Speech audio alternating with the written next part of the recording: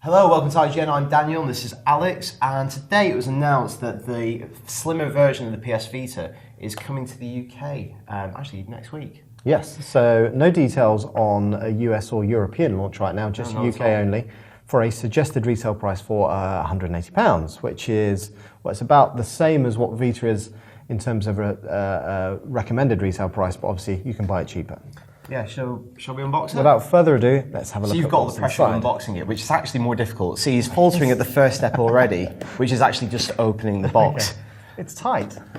Okay, so this was announced kind of last year, around about September, ahead of TGS, and it came out in Japan in 6 colours in October.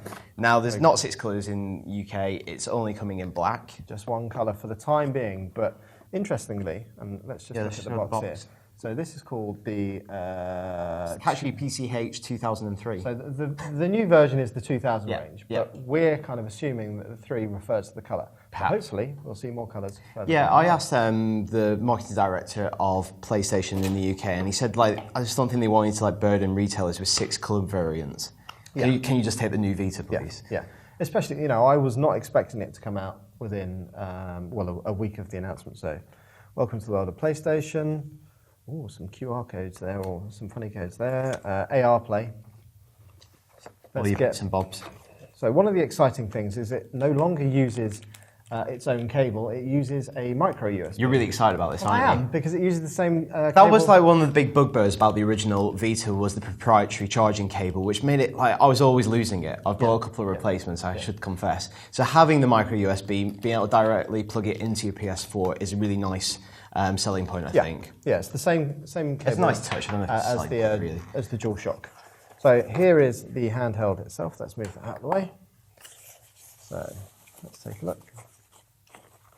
Comes with its own nice case. Yes. You actually use that for my case. Do you? Yeah, because I'm cheap. So there is the Vita itself. So it's 20% thinner and 15% lighter. It's got a LED screen, not LCD screen, I should say, not OLED. Which was the one on the original. Yeah, which was one of the big selling points of the original Vita, was everyone publicising what an amazing screen it had. And it's exactly the same resolution on the slim variant, but we should say it's not as bright or as vibrant. But the trade-off is that you get 2 hours extra battery life, which I think for a handheld portable device is a good selling point. That is a real meaningful point. And I also think that in terms of the difference, and you can see this on the IGN review that is currently up on the site, is that the actual difference is very, very small. So I would much rather have the kind of extended battery life. I think in terms of the front, it's very similar.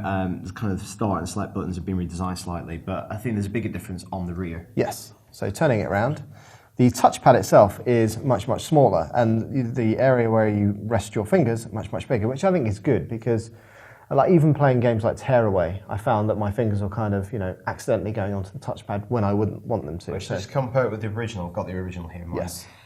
So yeah, it is reduced, and the grips are much bigger to make it a bit easier to hold. Yeah, and then the other kind of thing, again, aesthetically, is that this is all black, combination of kind of rubberized background here, and piano gloss black around the sides, whereas obviously on the original Vita, you've got silver. Metallic bits. So, in terms of a console, I actually think it looks nice. It's a little bit more smooth around the edges, not quite so angular. And, this is the first time that I've actually held it. I think it feels good. Yeah. But actually, it does feel much lighter.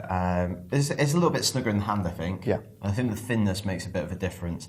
But, there's no major price reduction. No. But I think what they're trading on more heavily with the relaunch version is more integration with PS4. Yeah. They experienced a big uptake. Yeah. So they experienced a big uptake in sales.